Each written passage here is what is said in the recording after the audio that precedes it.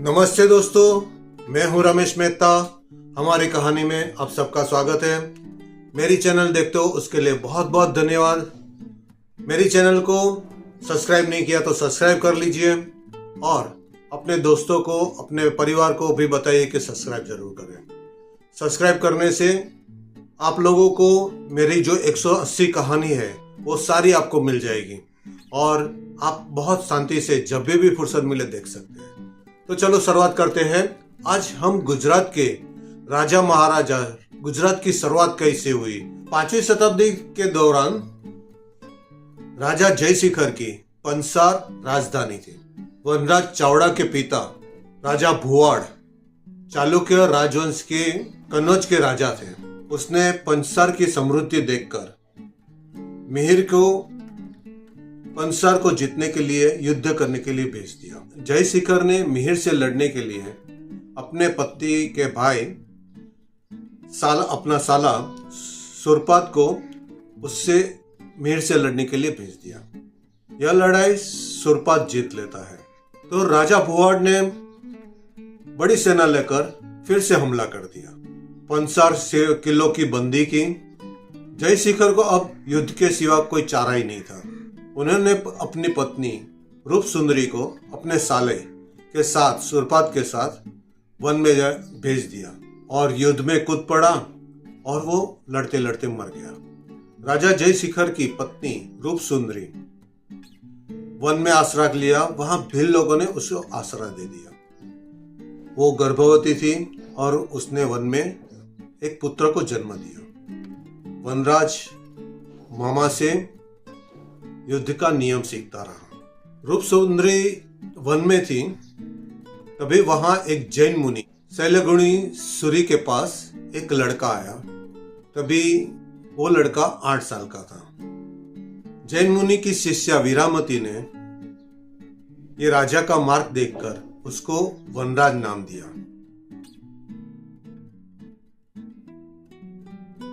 वनराज अपने मामा के पास इस वन में बड़ा हुआ। वनराज अपना राज्य लेना चाहता था मगर उसके पास पैसा बिल्कुल नहीं था, तो उसने डाकू बनने का निर्णय लिया और आजू बाजू के गांव से वो पैसा लूटता रहा और बहुत सारा पैसा जमा किया और बहादुर पुरुषों को जोड़ता रहा। अभी अनहिलवाड़ और चापावाणिया ने उसे मदद की और उस मदद से भुवाड़ से युद्ध करके अपना राज्य वापस ले लिया। अपने मित्र अनहिल से अनहिलपुर पाटण एक शहर का नाम दे दिया। न अपने दूसरे मित्र चापावाणिया से चंपानेर शहर बसा लिया। चंपारण गुजरात का सबसे पहला शहर है।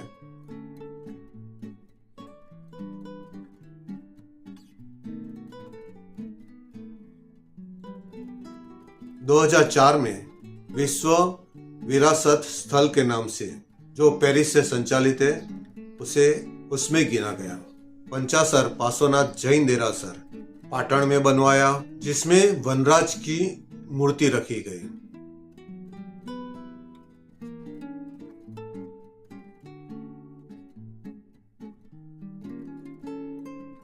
वनराज धर्मी व्यक्ति था।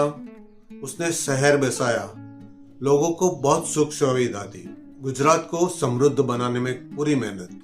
लेकिन उसका बेटा क्षेमराज बुरा शासक था जिसमें अंतिम राजा सामंत सिंह था। उसके बहन लीलावती थी। लीलावती का विवाह चालुक्य राजवंश के राजा राज से हुआ। उनका पुत्र का नाम है मूलराज। मूलराज माता पिता की मृत्यु के बाद उसके मामा सामंत सिंह के साथ रहता था। एक दिन मूलराज ने अपने मामा सामंत सिंह की हत्या कर दी और वो खुद सिंहासन पर बैठ गया। इसी तरह चावड़ा वंश का शासन खत्म हो गया और सोलंकी शासन शुरू हुआ। चालुक्य या सोलंकी अग्निकुल से उत्पन्न राजपूत में से एक थे जिन्होंने गुजरात पर 10वीं सदी से लेकर 13वीं सदी तक शासन किया। अत्याचारी मुसलमानों के उपद्रवों से सोलंकी वंश मूल रूप से उखड़ जाने से पहले 16 शाखा उत्पन्न हो गई थी।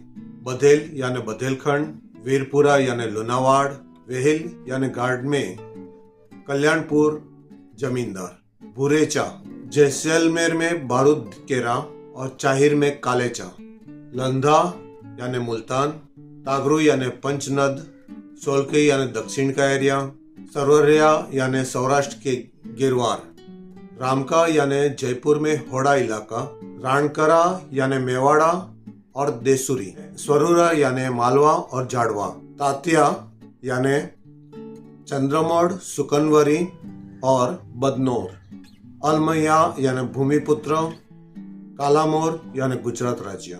पंसार की बात करें तो राजधानी पंसार और अहिल्यावाड़, धर्म हिंदू और जैन। राजा वनराज 690 से लेके 942 तक उसके वंशजों ने शासन किया। मैत्रिक राजवंश के अंत से पहले गुजरात के विभिन्न स्थानों में कई राजाओं ने शासन किया। देवभूमि द्वारका, सिंधु राजवंश, सुरेंद्रनगर, वढवाण, चांप राजवंश, सौराष्ट्र और नवसारी, चालुक्य राजवंश, भिन्नमाल, श्रीमाल, गुर्जर प्रतिहार वंश, मान्यखेत, राष्ट्रकूट और पंचासरा, चावड़ा राजवंश जो आज पाटन के नाम से गिना जाता है। यह है पूरा गुजरात का सोलंकी वंश, चावड़ा वंश का इतिहास। गुजरात इसी समय सबसे ज्यादा समृद्ध हुआ था। दोस्तों, अभी मैं राजस्थान जाऊंगा। मैंने पहले ही बताया था कि राजस्थान बताऊंगा, मगर उसके पहले मैंने सोचा कि क्यों न गुजरात के राजवंश के बारे में भी बताया जाए। धन्यवाद। जय श्री कृष्ण, जय श्री राम, जय हनुमान, हर हर महादेव, भारत माता की जय।